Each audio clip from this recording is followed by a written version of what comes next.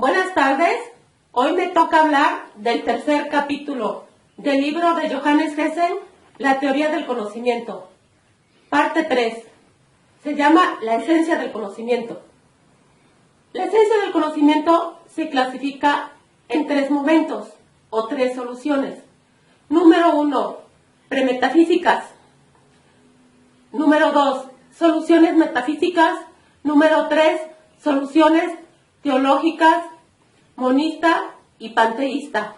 Bueno, les voy a hablar de grosso modo el primer subcapítulo de la esencia del conocimiento y se llama premetafísica.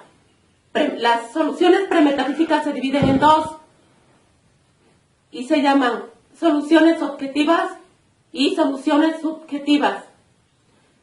Las soluciones objetivas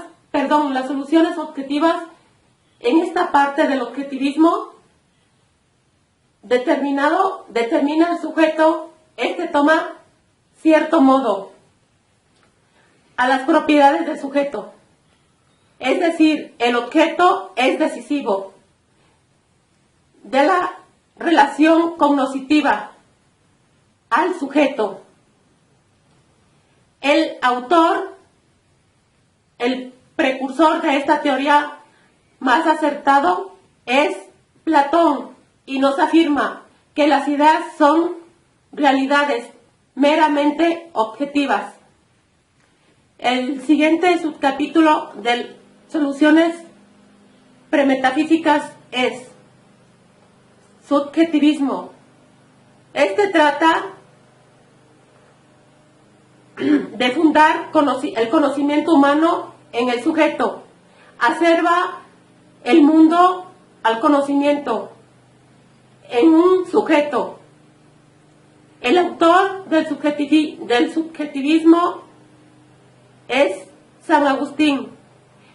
Dice que es un verdadero tránsito entre el objetivismo y el subjetivismo. Ahora la segunda parte, que son las soluciones metafísicas. Hay 4 soluciones metafísicas. Número 1, el realismo. Número 2, el idealismo. Número 3, el fenomenalismo. Y número 4, es un criterio personal.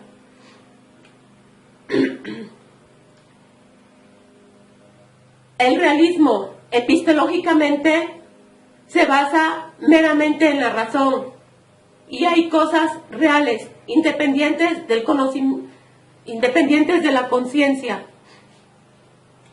El realismo natural son reflexiones críticas por el pensamiento y el realismo crítico critica al conocimiento.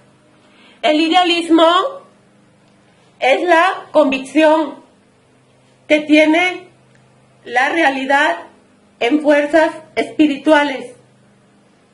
El fenomenalismo, en él hay cosas reales, pero no conocemos su esencia. Solo son las cosas tal cual son.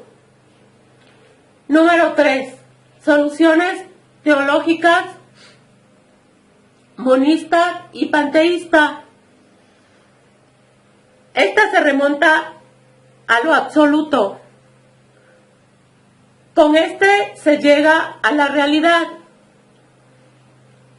Pensamiento, ser y conciencia. Y realidad entre el sujeto y el objeto. Hay una dualidad. Para esta es algo definitivamente y llega a un último principio común a la realidad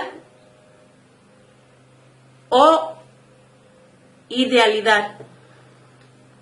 Ustedes determinan, compañeros, en dónde encuadran más, de acuerdo a su grado de conciencia que tengamos, pero de una manera muy personal, yo considero que el conocimiento no hay verdad absoluta.